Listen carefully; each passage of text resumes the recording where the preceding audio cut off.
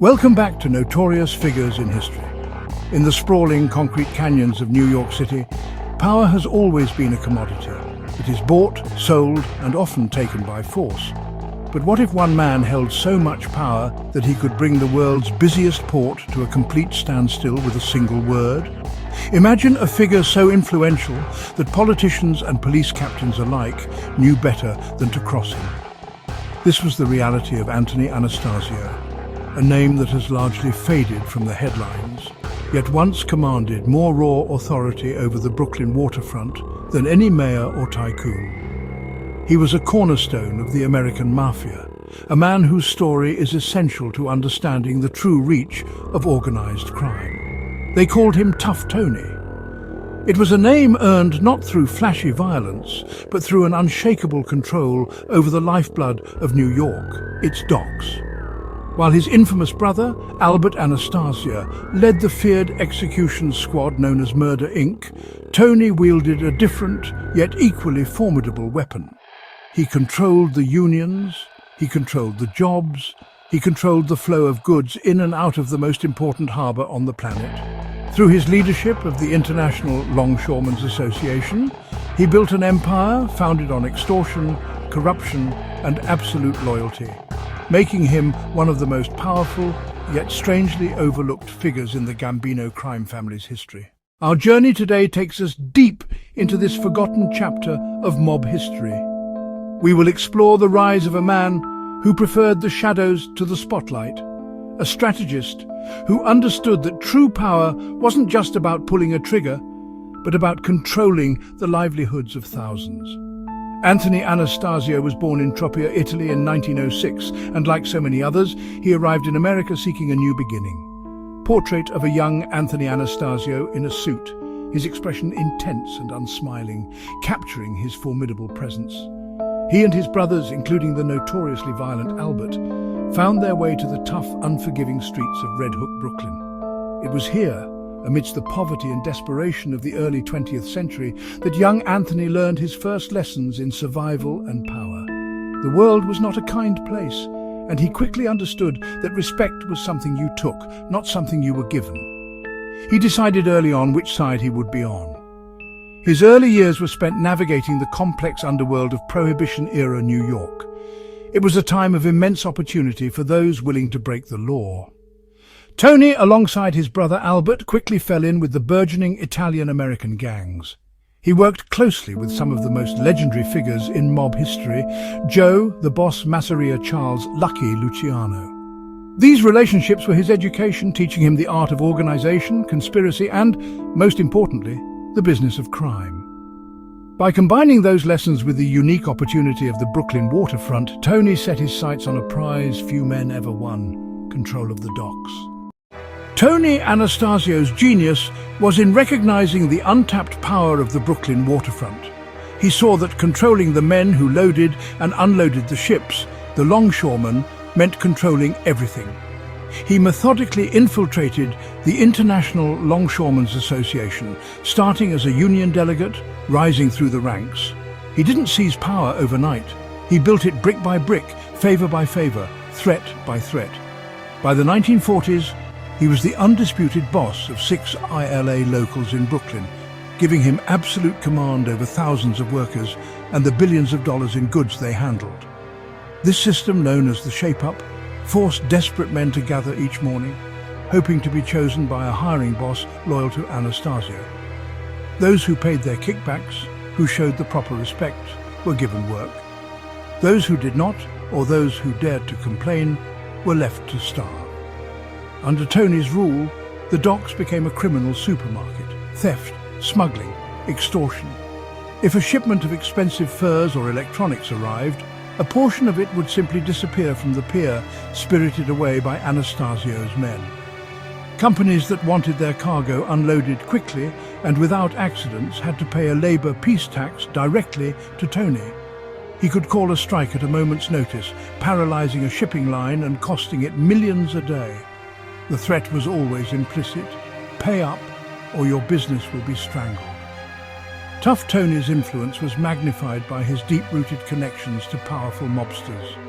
Chief among them was Charles Lucky Luciano, Their loyalty during the Castellamarese conflict and afterward placed Tony at the heart of the new power structure known as the Commission.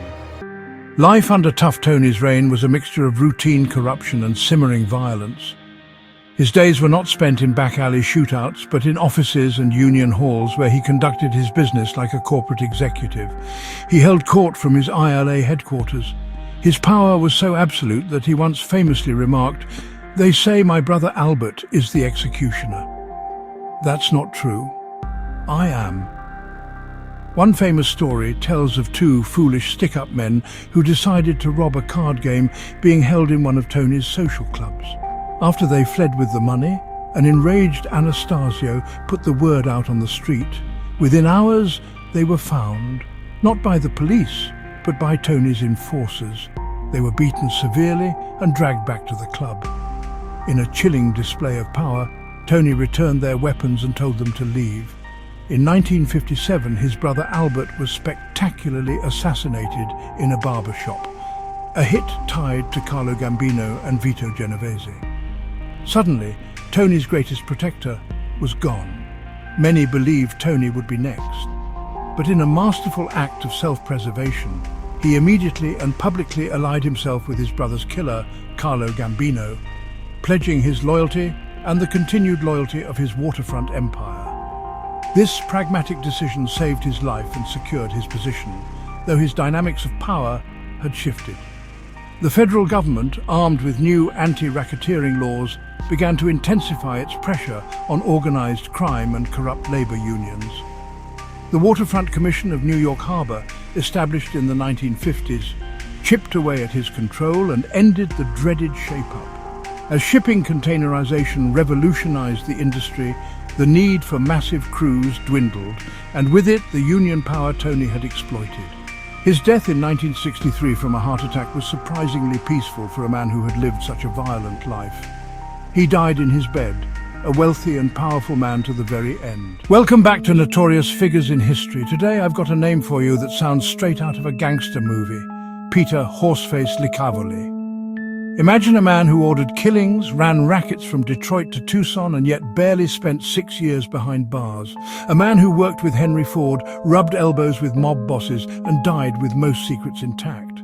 His shadow hung over the industrial Midwest, Detroit, Toledo, Cleveland, and then there was the desert, the Grace Ranch outside Tucson where the Underworld vacationed, Prohibition, the Roaring Twenties. A St. Louis kid named Pete Licavoli clawed his way up.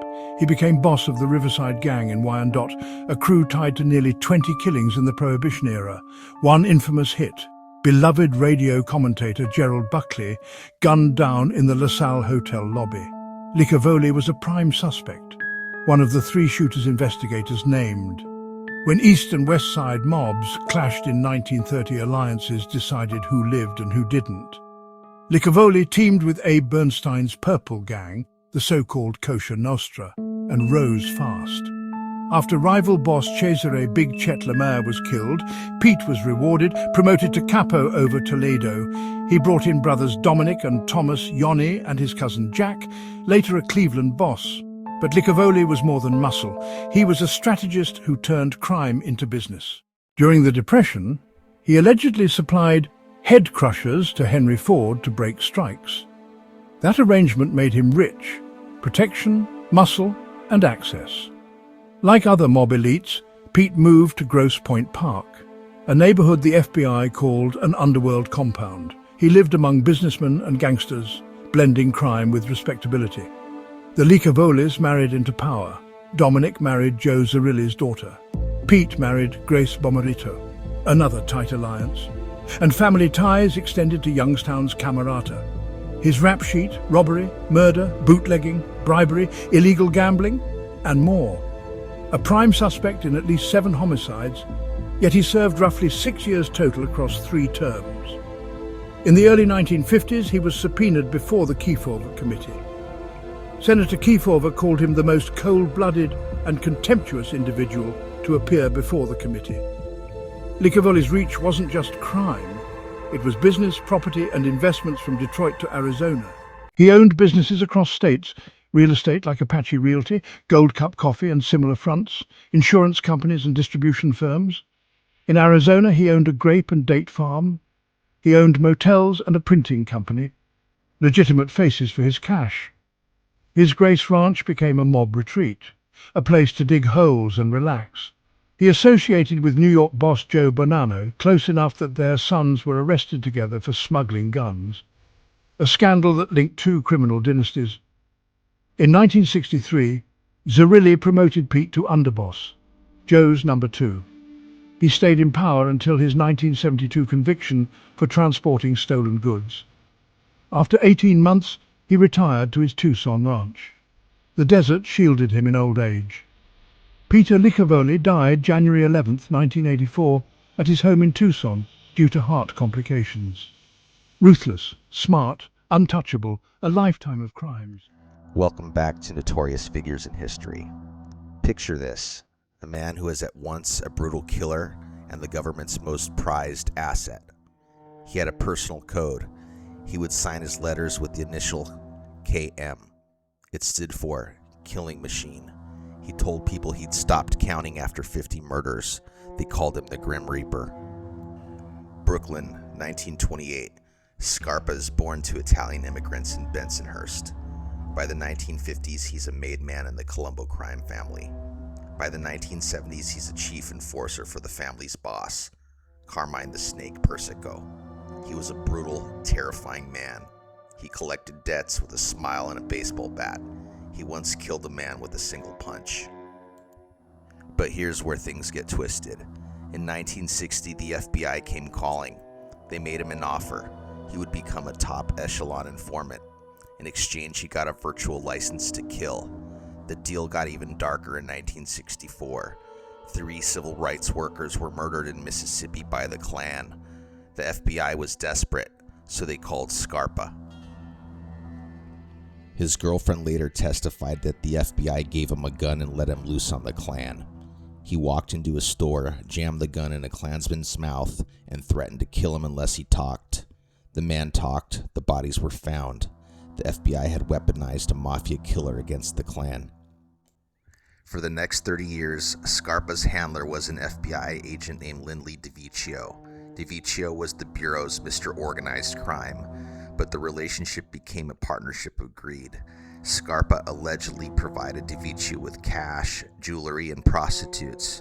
In return, DeVicchio allegedly leaked confidential information that led to the death of Scarpa's rivals. Scarpa murdered at least 26 men while working as a paid informant. He killed his own brother, he killed his own nephew, and while under the protection of the FBI. By 1993, the Grim Reaper was finally convicted of 3 murders. He got life. But he didn't last long. He died a year later in a prison hospital from AIDS, contracted through a blood transfusion. In 2006, his handler DeVicchio was indicted for helping Scarpa commit murder. A judge called the partnership a deal with the devil, but the case collapsed and DeVicchio walked free. Gregory Scarpa, who was given a badge, a government that danced with the devil and lost. Welcome back to Notorious Figures in History. Tonight we ride with Joe the Wop Cataldo, a little-known soldier in the Genovese crime family. The Wop wasn't a headline name, but in the shadows of New York's underworld, Cataldo played the long game. He pulled strings from Greenwich Village night spots, backrooms, investments, and protected venues. Cataldo was part of the Genovese family, working under Anthony Tony Bender Strollo. But Joe wasn't your average wise guy. His specialty was nightlife operations, B-girl joints, clip joints, and gay bars. One notorious gig, managing Tony Pastor's downtown, a pre-Stonewall lesbian hotspot. In 1944, the New York State Liquor Authority suspended the license, accusing him of permitting lesbians to loiter. The place bounced back and stayed open for years. Imagine, a mobster running a queer club decades before Stonewall.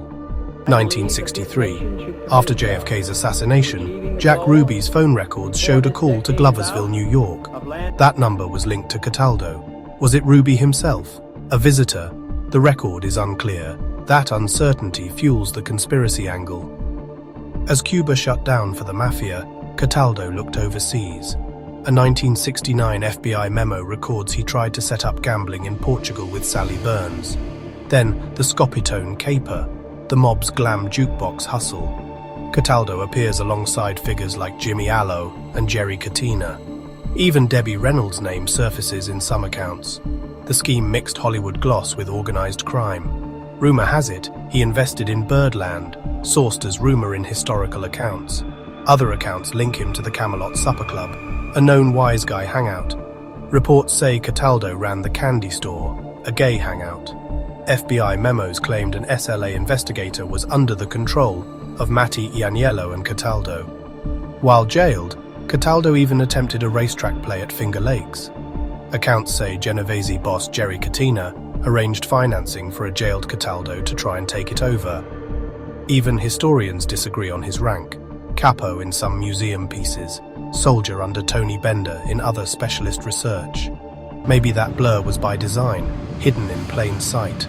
He was the hidden hand of the village, the operator most people never saw. Genovese soldier, nightclub manager, alleged fixer, and occasional international planner. Sources conflict, but the pattern is clear: influence, nightlife, and discretion. So next time you hear New York Mafia, remember Joe the Wop Cataldo, the operator who thrived in the shadows and shaped a nightlife most never saw. If you want more stories on notorious figures in history, hit subscribe. Subscribe for more. You won't want to miss what's next.